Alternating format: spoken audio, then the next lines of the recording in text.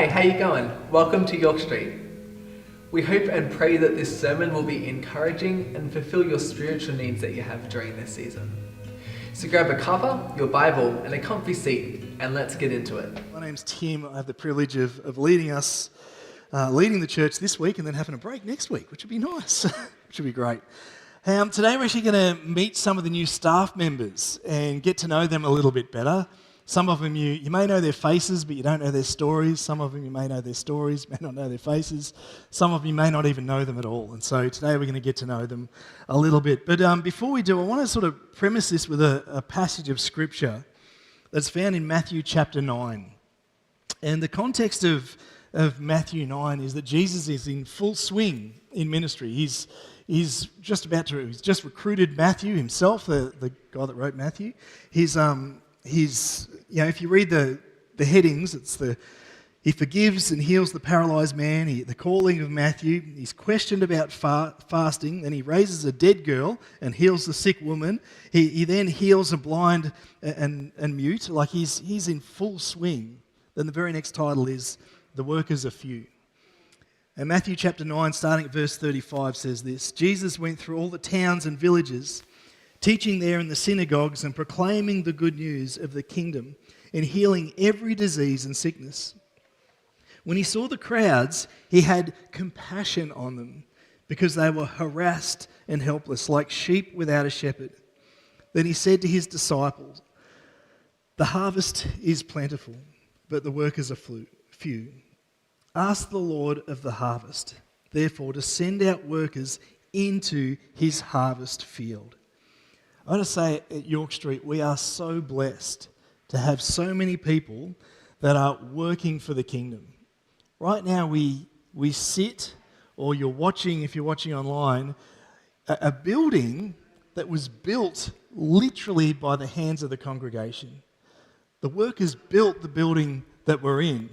And workers like me, which is potentially why there's some leaks every now and then. No, I didn't build this. This was before my time. But we're in a space where we are so privileged for so many workers.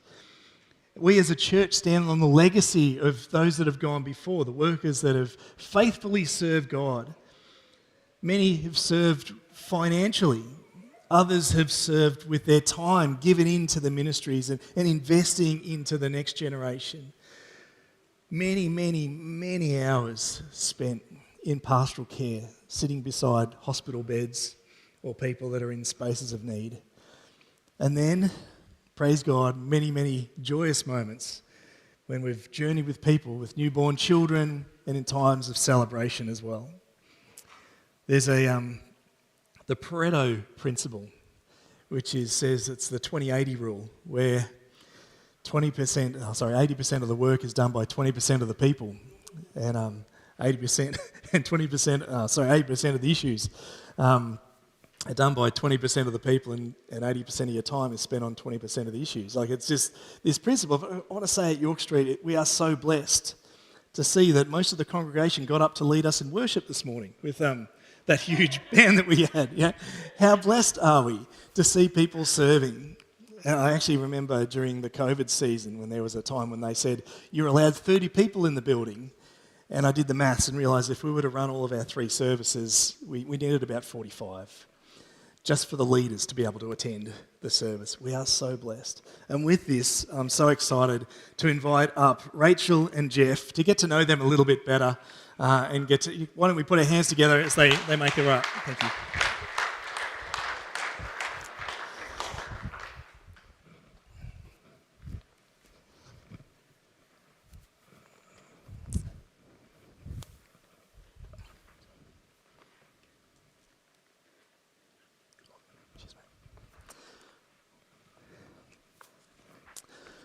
G'day guys, good to see you. Hey. It's not like that's pretty staged because I've seen you all day. Yeah. Hey guys, I guess, we want to get to know you a little bit better as a church and hear a bit of your journey and what you're passionate about and get to hear a bit of their personalities, which is pretty fun stuff. But I guess let's sort of start, we'll start with you, Rachel. Just tell us a little bit about yourself, sort of your family, hobbies, interests, those sort of things. I am a mum to two beautiful children, Leo and Macy. They're 7 and 4, and lots of energy. You've probably seen me out there chasing them around for the most part after church time. I grew up in a small country town near the Grampians, so I really love being outdoors. I love hiking and just marveling at God's creation. Truly my favourite form of worship is just looking at mountains and leaves and just being like, God, that's awesome. That's so good. I just get so lost in that. I'm a trained hairdresser and barber. I sing in a cover band called Down to the River. And I run. I don't know why, but I do. It's something I started doing the last 3 or so years, and it actually adds to my life a lot. Yeah. So you run, and you got a sister called Jenny. Jenny, I run. I like running. And something I just learned recently, and I didn't. That's a bad joke. Because Meg was here at the last service, but Pete can attest to this. With runners, there's something about your socks that's like a rite of passage. Is that what I'm? Yeah. I obviously don't know about it fully because I don't run, but there's something about like you get the shoes, but then there's like a certain. It's all about the socks.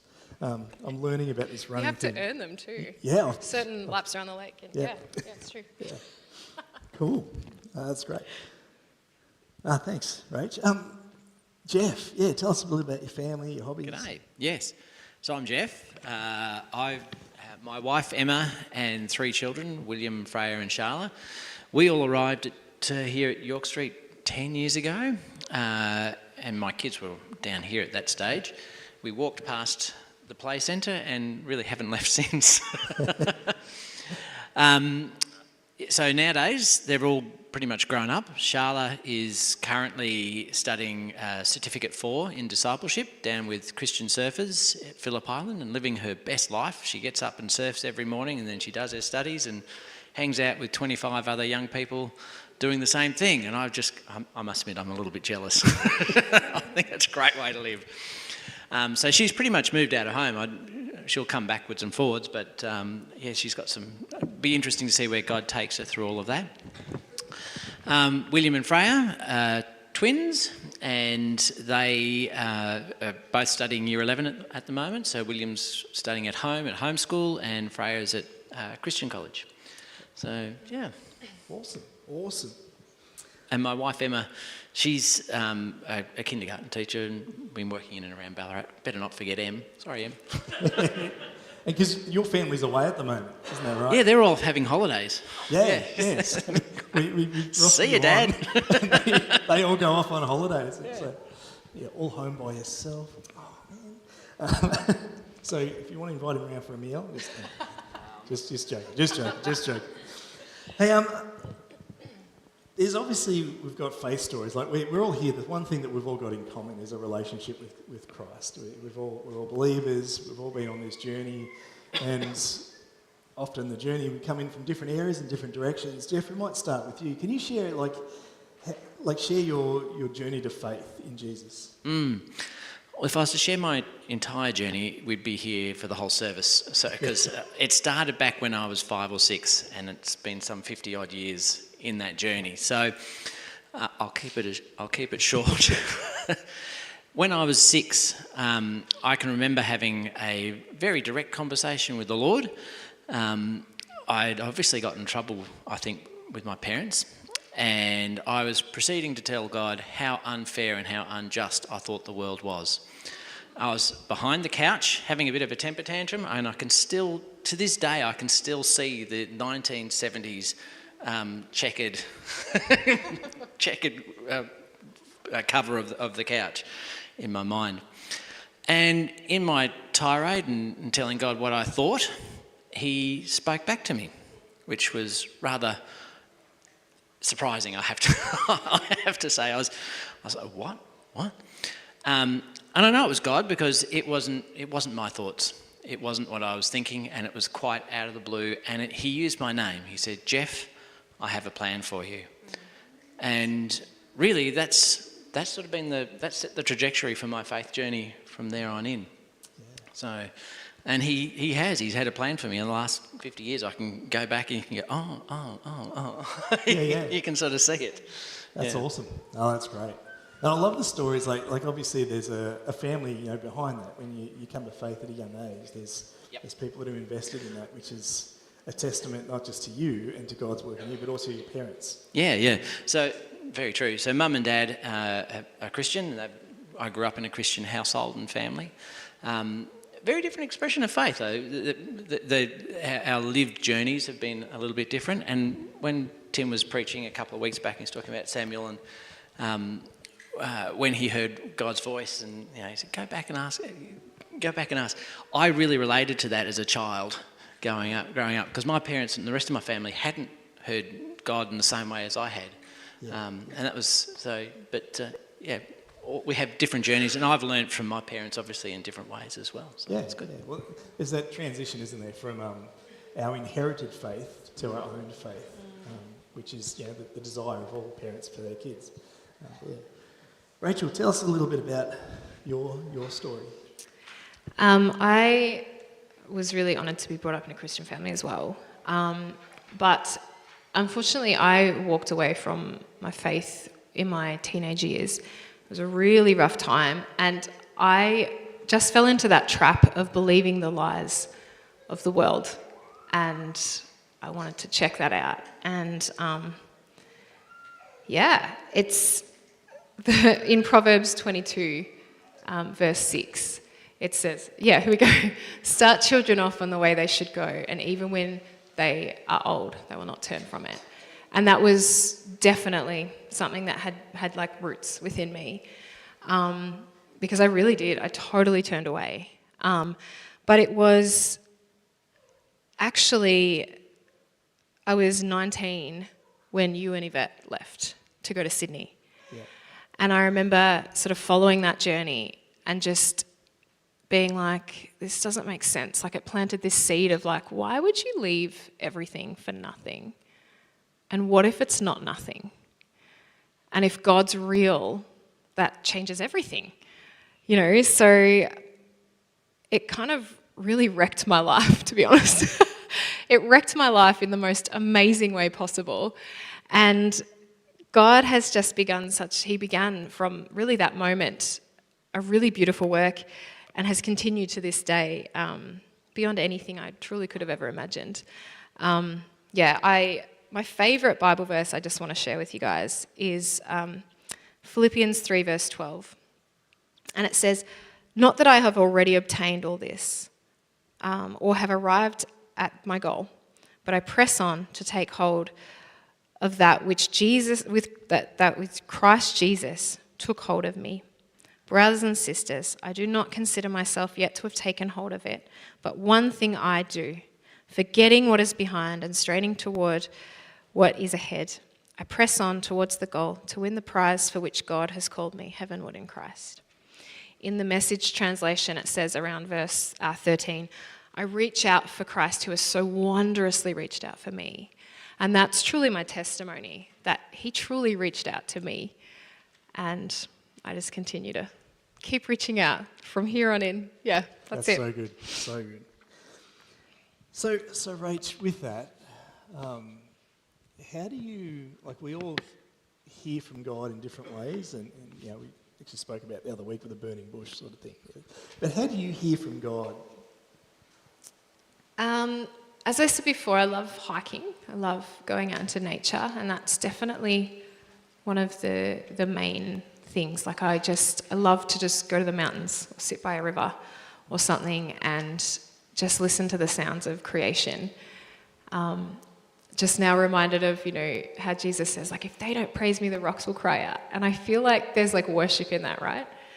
Just listening to the sounds of nature. And I sometimes will journal in that time or whatever, and I just talk to God like this, just chat, just normal. He usually responds.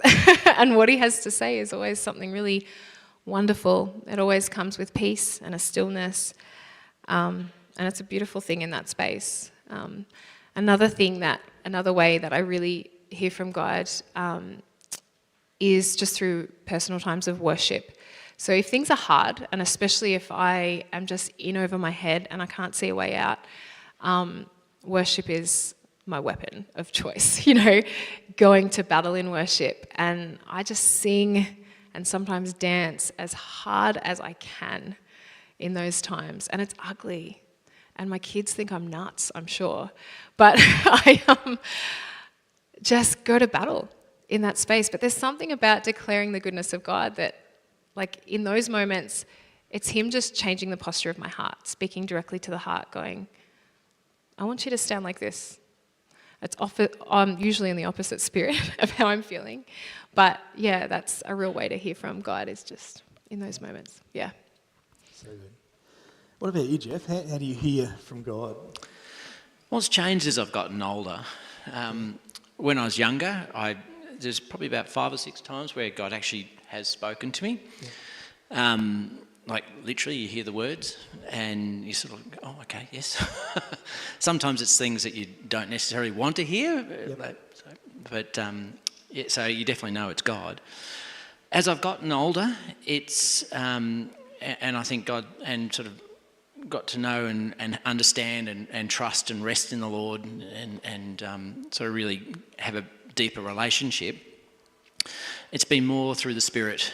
And so that discernment of spirit, so it can be just a knowledge. So when you and I talked about this role, it was one of those sorts of things where you just go, click, And sometimes it's been through journaling, where you sit down, you take time. I love going, like you, Rachel, I like going away, spending time on my own. The family sometimes think I'm a bit nuts because Dad goes away for 2 days or a week on his own camping. What are you going to do? Spend time with God, it's great. And journaling, and you sort of look back and you can go, Yeah. And sometimes looking back also helps in the looking forwards. So, so that I suppose that spirit of discernment, later on in life, much more of that way than it has been Him actually directly speaking to me. Yeah, that's awesome.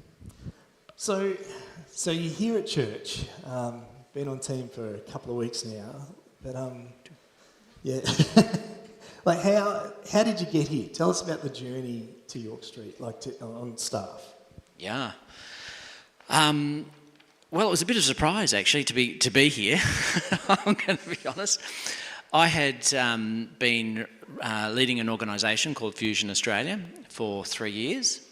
I was CEO of that organisation, and in that, Fusion is big. It does a lot of things right across the whole country, from running mental health services in West Australia to running 16 op shops around Australia to youth refuges and homes and school outreaches and all sorts of things.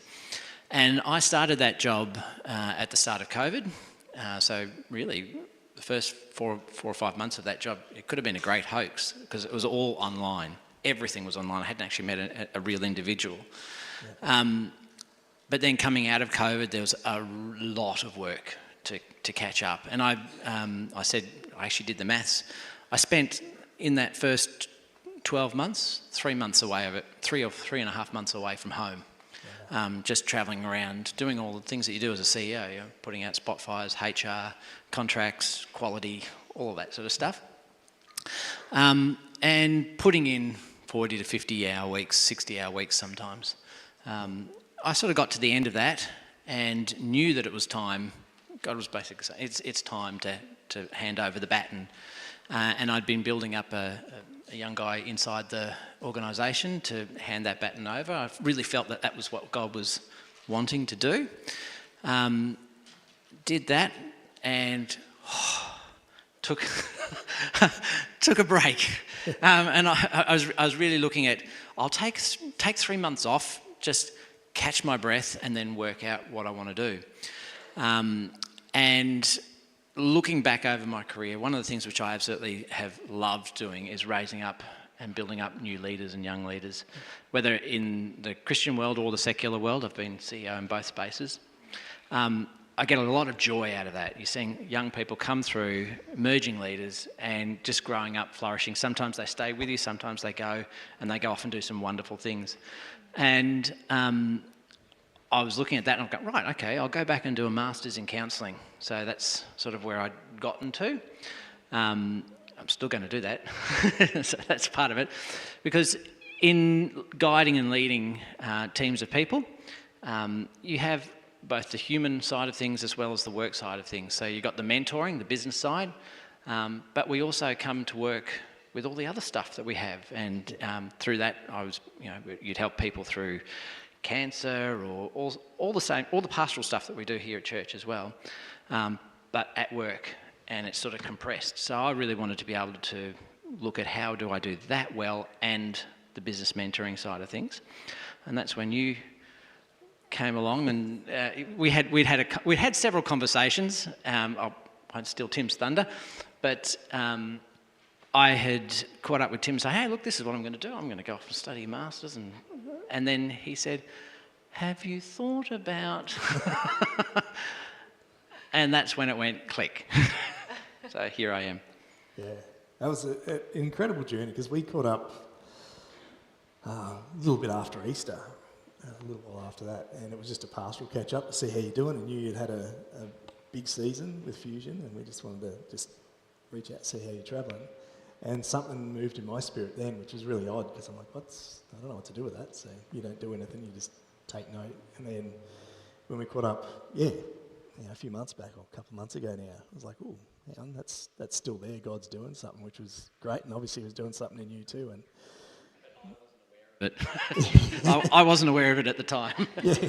So which is great. Rachel, how did you end up on the team? Like, Rachel's my sister too, so we've got to acknowledge that in that space. And can I'll start with my part, is that all right? Then So I never would have thought to reach out to another family member. I've got Jennifer on team, and I'm pretty big on making sure everything's right, ethically, morally, all that sort of stuff.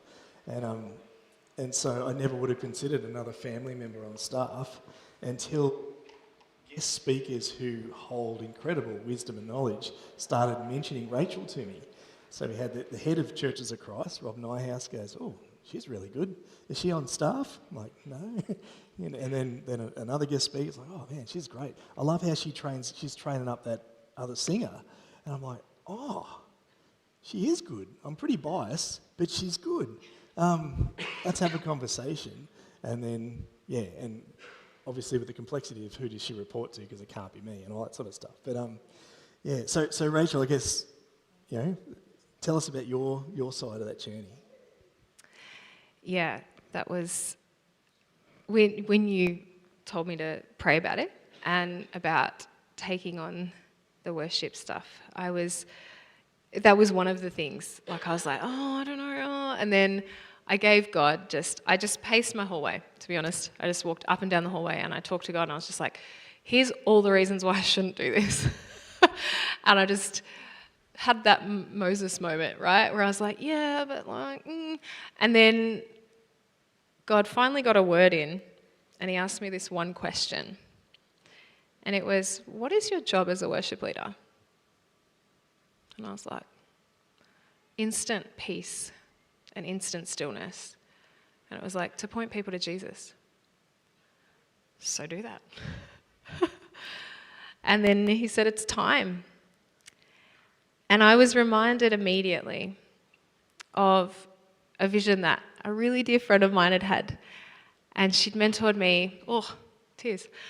She may be in the room. And she had this image, this vision of me being in a place of leadership, and there was just like healing, like pouring out of my mouth. Like I was just opening it up, and it was just pouring out healing.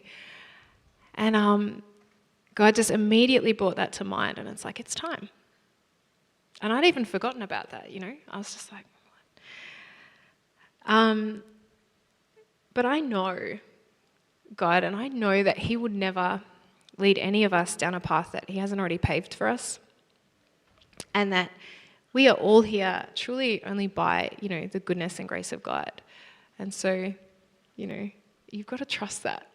You know, get out of your own head, get out of your own way, and just go, all right, God, do your thing. Yeah. Absolutely. Absolutely. Yeah, that's so good. So with ministry, like quite often the titles that we have don't make a lot of sense. Like Jeff, operations manager, would make a whole heap of sense in a hospital. Like what does it mean in a church? You know. So could you explain a little bit about what your job is and what you do a little bit on a day-to-day basis, based on the extensive experience? My extensive 2 weeks of... That's right. Yes, indeed. Look, operations manager covers all the gifts of administration, and administration is a gift. I know some of us don't necessarily like it, but it's one of the gifts that God's given me. It's to make sure that we have the lights are on. It's to make sure that we have insurance cover. It's to make sure that we have proper HR, all of those sorts of things that any organisation needs to have to move and to function.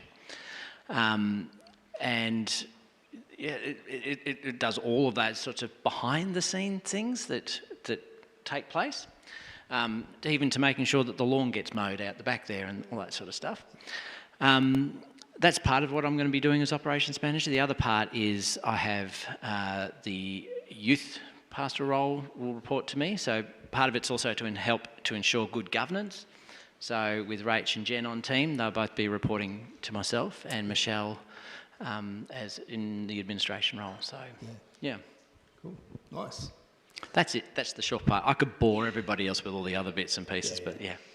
But I got to say, having someone of your capacity and character, like character is a broad broad term which talks about our inner character integrity, but also your character. You bring a funness and laughter and joy to the space, but also like your passion for raising up leaders and stuff. So there'll be Jeff will be helping out with the interns and doing some stuff in that space as well, just because he can't not. That's who he is. It's not what he does, it's who he is. That's so good. Rachel, can you explain, maybe, because it's worship, is maybe through the medium of dance, could you explain? No, I'm joking. I can only explain it through dance. Hit it. No. Yeah, could you explain what your role is? It is, well, I guess number one, I'm sort of working it out, still, I mean, I know what it is, but just ticking boxes. But supporting the worship leaders is number one thing, but it's also just creating just that heart of worship within. Like, we're so blessed, you've seen it, we're so blessed with just so many beautiful young people on teams. So it's working on that heart, the heart behind the worship, because without that, it's just music, right? So it's that culture of worship and supporting them, training them, but mainly supporting the worship leaders in what they're doing. They're awesome. Yeah. It's great. It's really good. So, like, we all have our, everyone in this room has their own expectations of church and ideas and thoughts. Yet it's God's church and his ideas and thoughts that we've got to get on the page for. But if they were to align, God's heart and your passion was to align, what would you love to see take place, Rach, for York Street? What would you love to see happen here? Well, through the filter of worship, it is so much more, than music. So much more than, we are called to worship in spirit and in truth. And what does that look like? Bringing honesty to God. We're not pretending to be something we're not. Like, this is a relationship with God that we worship him through our life. We worship him when we say, hey God, I'm just having a rough day. Like, I just want to invite you into this space. It's living it out.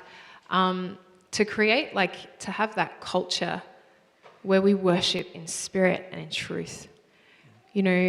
We serve a living God, and that means that when we sing these songs, they are different to what we hear on the radio. They're different. to anything, the songs we sing in churches. We are singing to a risen, living God. Like, our worship is, his ears are hearing our worship. His ears are hearing the words we say and the words we sing. That changes everything. That there could be, that change in just really knowing the power in that, in speaking his goodness, in raising him above all that we're facing, that we can come before him from a rough week with poor health, with whatever it is that we carry, and go, but you are God, and you're good, and you're faithful, not because it's a nice thing to say, but because we believe it with all of our heart. That would be the hope. Yeah. So good. What about you, Jeff? And like not just operations, it's like the perfect grass, just the measurement. What would you love play to golf? see? Yeah. Look, when we came to York Street 10 years ago, one of the things, it wasn't just the playground that kept us here. It was the fact that we could see that York Street was an outward-looking church. It was a community where we were reaching out, and God was alive and active. He still is. Here we are 10 years later. We had how many 5 baptisms? We've got more tonight. You can see God working and moving in through the church. And that, I think part of what my role is to help make that work even better. And that continuation of reaching out and growing and being engaged with our community. I think that's... So good, so good. I gotta say, we're just super excited to have you guys on team. There's a whole heap of laughter and fun in the office, as well as a whole heap of work, which is great. Jeff keeps reminding me to pass him jobs to do because I'm not used to it at the moment. I keep doing it all. Sorry, it was just great. They get done heaps better than I would.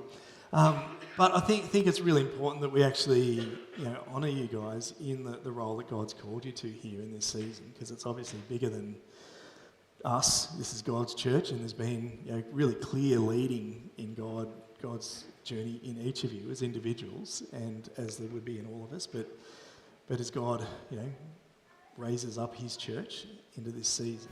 Thanks for watching this sermon. We hope and pray that you were able to receive something from God during this time. If you are interested in having a look at our sermon-based studies, please visit our website at www.yorkstreet.com.au or check the description below for a link. And if you enjoyed the video, please share, like and subscribe to keep updated. And as you go out, have a blessed and joyous week. God bless.